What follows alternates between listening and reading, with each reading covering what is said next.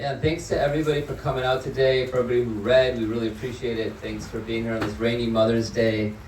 We're now at the end of the reading, and it's my great pleasure to introduce our second feature, Joshua Weiner, who's coming to us today from D.C. Joshua's the author of 3 books of poetry. The most recent looks like this. It is The Figure of a Man Being Swallowed by a Fish. He's also the editor of At the Barriers on the Poetry of Thom Gunn. All of Josh's works are published by the University of Chicago Press. Josh was also the author of the Berlin Notebook, reporting about the refugee crisis in Germany. It was published by the Los Angeles Review of Books in 2016. He also is the author of a book of translations, Nelly, Sachs, Flight and Metamorphosis, published by FSG in 2022, and I did see that copies of the translations are available as well here today. Josh is the recipient of several awards, including a Whiting and Rome Prize. He's also received Guggenheim fellowships. He teaches at the University of Maryland, and he comes to us today from Washington, D.C. Please welcome Joshua Weiner.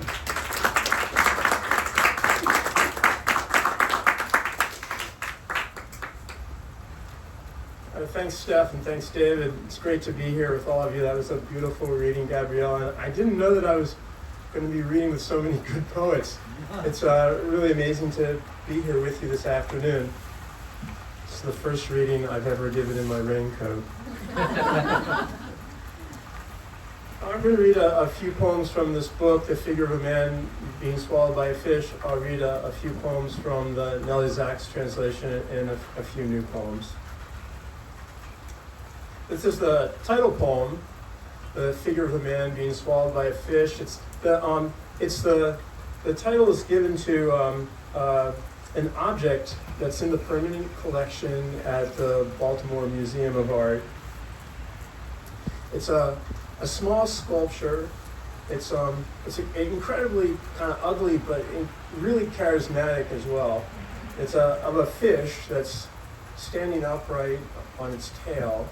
And out of the mouth of the fish is a torso of a man is rising.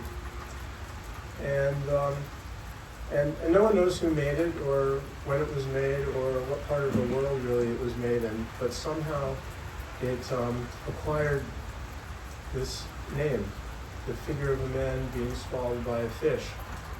And the more I looked at it, the more I wondered where it received its name, and the less it looked like the figure of a man being swallowed by a fish. The figure of a man being swallowed by a fish is not a man being swallowed by a fish, with eyes like 8-point throwing stars. It's a man being swallowed by a war, a man being taken into the mouth of a woman, or being swallowed by his work. It's a man traveling far inside a book, a man being swallowed up in smoke. He swallows the smoke that blends around him like a thought. It's a man being swallowed by a sound. He shapes it so he lives inside a song of a man being swallowed by his kin, his skin, a man being swallowed by the state, Leviathan in 1948. It's a man being swallowed by another man, literally eaten as a pathway to God. It's a man being swallowed by a sight he cannot reach, cannot touch, cannot trace. It's a man who won't recognize his face, who can't fit the parts or find the place. It's a man in triumph over death who laughs and beats the dust from his clothes, a man tasting dust inside the laugh. It's a man who listens to the clock, a man with nothing to exchange, a rude man, his twin he leaves behind. It's a man who wants to be a bride, a man being swallowed by his fault with something old to show and new to hide. It's a man who tries to haul the rope, a man who stooping can't provide, a man who can't forget his name. It's a man who doesn't know his worth. It's a man being swallowed by his wrath, his youth, yield, luck, the law, his fear, the fog, his fame. It's a man being swallowed by a coat, his father's coat. He smells of the fit. A man being swallowed by his vows. It's a man softly squeezing for the vein. He never finds it. He's minding the road. It's a man being swallowed by a room, in which he finds a man being swallowed by a fish. It's a man who thinks, what's in a man? Who exits into night at closing time, the figure of a man being swallowed by a fish.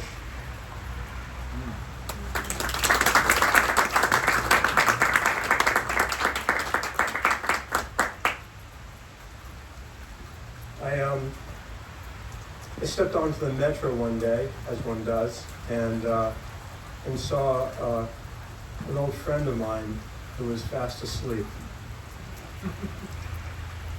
What would I do? Would I wake them? Would I let them sleep? It's called winter commute. Dear friend, asleep, upright in a seat when I boarded the train, goat stepping over your legs outstretched. Why didn't I wake you, but instead watched you sleep, watched over you 2 seats away, but no, merely watched, still life, face no longer fresh, but a peach, sweet even, as skin loosens from flesh, flesh from pit, those little wrinkles you can make with a thumb press kissing the outer orbit of your eyes, the longer lines charted down crescent cheeks, your jaw relaxed, lips parted, neat, compact woman's body buttoned up in business darks, foggy gray starched contrasts at neckline and cuff. What reprieve here, shuttling underground, before the courted client we must meet is met. You're floating somewhere where the car's cold rays can't reach, absorbed in other versions, inversion of a life, as when we watch children sleep so far from us, we don't dare wake them in the uncontrollable, uncontrolled. Are you back there now, in your own deep new episode, without pillow or comforter or parents standing over you at night, but for a few minutes at peace, with stolen rest, hurtling motionless? Forgive me for not sitting down beside you, placing a hand softly on your tailored arm to call you back, when all I could have offered, weak pleasantries, phatic discharging of routines, impositions, variegated surfaces of elected obligations. What does one owe another in common? What comfort, what welcome release, rehearsed in the dark, dark-clad friend, foe, Proserpina or Pluto, shape-shifting roles, all play haphazardly in false fundament, decked out in eye-open finery, embroidered so elaborately it's ripped right off our backs. That afternoon, when my stop came, I left you, suspended in your frail respite, and haven't seen you since.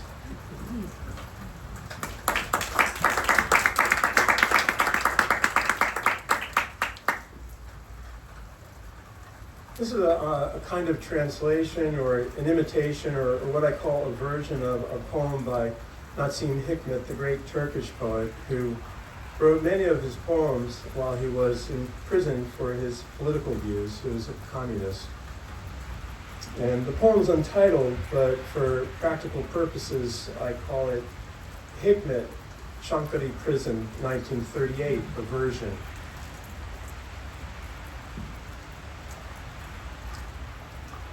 Today is Sunday. Today, for the first time, they let me go out into the sun. And I stood there. I didn't move. Struck for the first time, the very first time ever, how far away from me the sky is, how blue it is, how wide.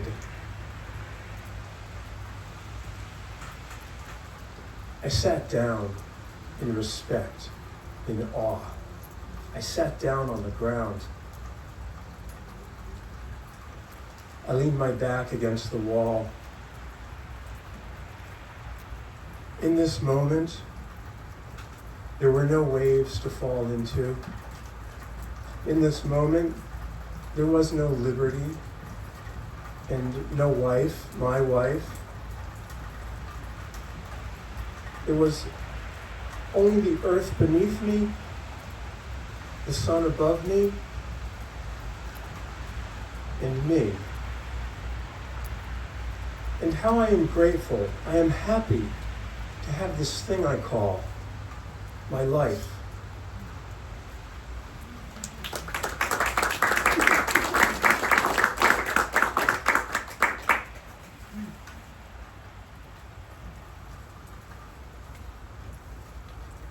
So these are a few of the translations from this book, Flight Metamorphosis by Nelly Sachs, a book that was published in 1959. Nelly Sachs, some of you may know, she was born in Berlin and fled the Nazis. Just 5 minutes, like 5 minutes before she was going to be detained and arrested, she got a tip from a friendly police officer and who said, "Don't take the trains." And she somehow got a flight to Sweden and resettled in Stockholm, where she lived for the rest of her life.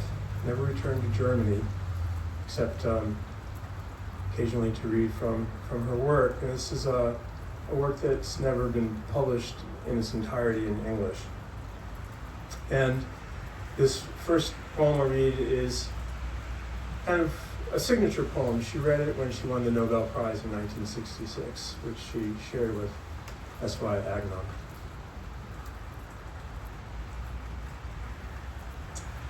In flight, what great welcome along the way. Shrouded in the wind shawl, feet in the sand's prayer, which can never say Amen, because it must move from fin to wing and further. Der kranke Schmetterling weiß bald wieder vom Meer. Dieser Stein mit der Inschrift der Flieger hat sich mir in die Hand gegeben. The sick butterfly soon again knows the sea. This stone with the fly's inscription has dropped into my hand. In place of home, I hold the metamorphosis of the world.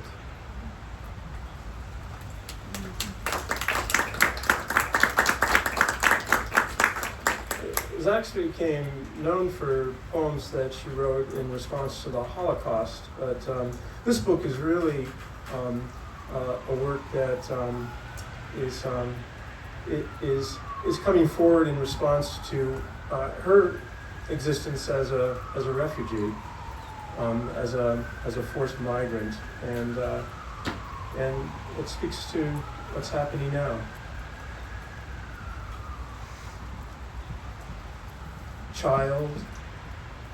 Child in the whirlwind of departure, pushing your toes, white flaming foam against the burning ring of the horizon, seeking death's secret way out,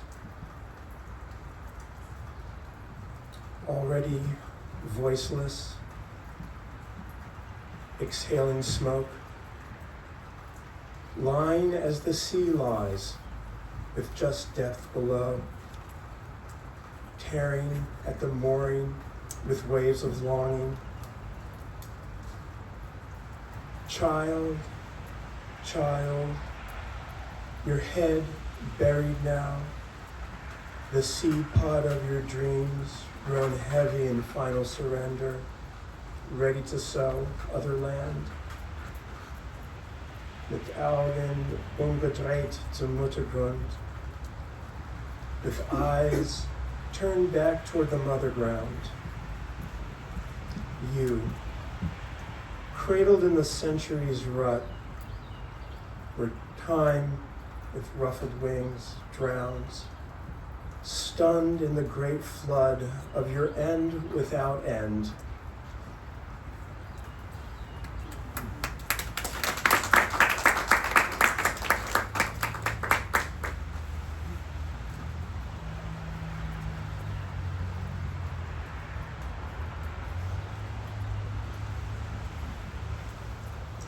If someone comes from afar with a language that maybe seals off its sounds with a mare's whinny, or the chirping of young blackbirds, or like a gnashing saw that severs everything in reach. If someone comes from afar, moving like a dog, oder vielleicht der Ratte, und es ist Winter, so kleine ihn warm, kann auch sein, hat Feuer unter den Sohlen. Or maybe a rat, and it's winter. Dress him warmly, for who knows? His feet may be on fire. Perhaps he rode in on a meteor. So don't scold him if your rug, riddled with holes, screams. A stranger always has his homeland in his arms, like an orphan, for whom he may be seeking nothing but a grave.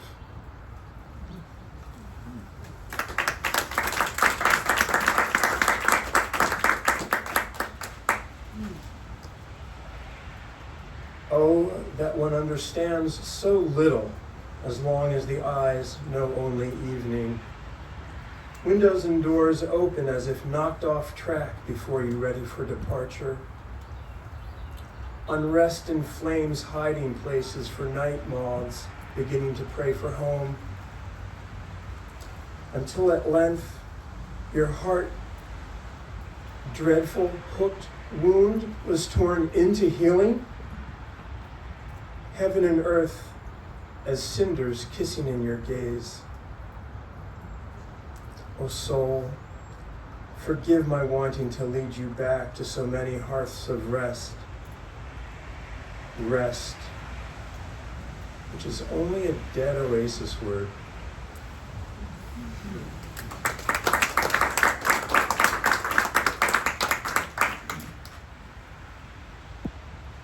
This is another kind of translation, what I call a version. It's of a short poem by Bertolt Brecht. It's untitled.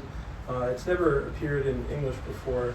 I lend it a title from a famous epigram by Catullus, the ancient Latin poet, who was a great influence on Brecht. It's called Brecht, Odi et Amo, 1929, a version. And I read it in dedication to the student protesters.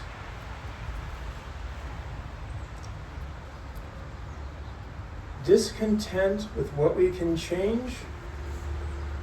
There's nothing I love more. While there's nothing more I hate than deep discontent with what can never change.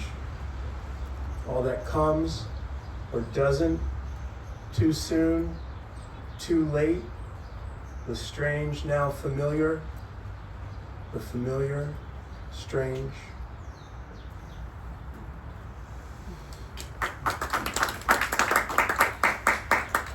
This is another version. It's from the Russian of Osip Mandelstam.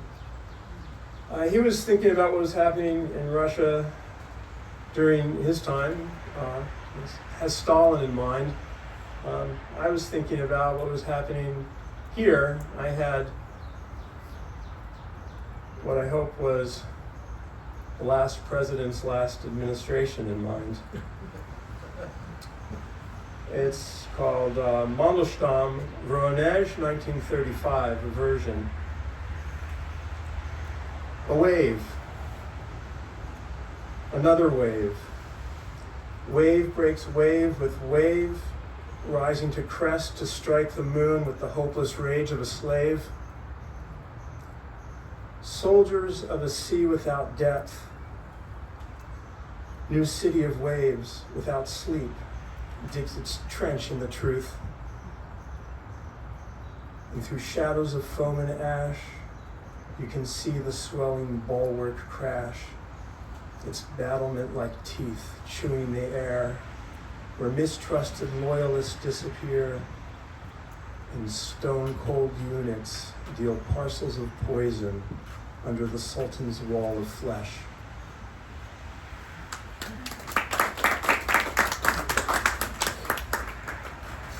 And I'll end with this one. It's called Ring. I was taking a walk along the west coast of Ireland with my wife Sarah, and we were on the island of Arran, and we stopped in this little place. It was having a little jewelry store. It was having a sale on rings, and so we each bought a ring.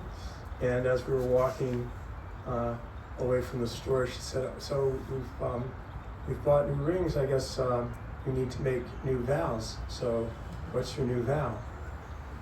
And I thought, I'll get back to you on that.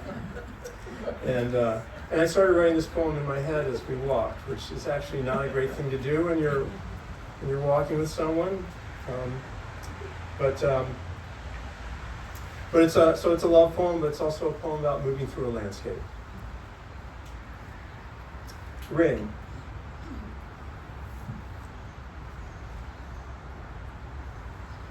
Something that can't be captured, like a poem by Paul Muldoon, or the cuckoo's cry on Arran, how barnacles got inside an egg, or a window in a stone wall, the framing perfectly square. You look through it into a world, the same one that you're in, or a map of rivers and roads, grooved into limestone slab, the Velcro sound of ripping short grass with teeth as hard as your horns, piles of turf like sentinels standing to dry for the burn. Pike in June return to the bottom after the mayflies have gone. The air above Lough Ina tense on the face of the water, a sparrow flying in place against the wind off the bay. Something that can't be captured, something lost long ago that someone forgot to find, something that went the way of love when the rhyme wasn't strong enough. What can't be captured is day to day, and nothing adds up to a life. Ancient stone house without a roof, abandoned in the famine. Shed wool on the gravel track, the farmer marked it blue. But all his kids know their way back down from the ridge of the bend. You're walking through a cloud, torn holes of blue between, an intimation above, the self a continual stream, streaming into a pool, emptying into a stream. And who I will be today, and what I was tomorrow, bleached femur points the way, in the muscle flats of the fjord they call Kalari Harbor, an overturned tub of crystal licks, oozing its mineral lava for livestock to lick on the back hill. Something that can't be captured to go along with this ring, a knot that's never pulled tight, a knot that's never undone, like straight lines turning to circles, opening into lines that light up the Book of Kells and never seem to end because they always returned. The new vow that you asked for, I'll whisper it to you now. It has to do with something found in a promise or a vow, something I promised to tell you that only you can know and I can only say. Hidden along lush banks of giant rhubarb stalks we stumbled on our walk, with leaves as big as elephant ears that hear the lie in a word and the truth that hasn't been said. A little wind turning the sticks in Act 3 of a play as the dawn moon disappears. Stone chat perched on a pine top, swaying with every breath. Something breathing on the stars, something going on, something you always knew, Something you want, you don't want to stop. Something passing through. Thank you.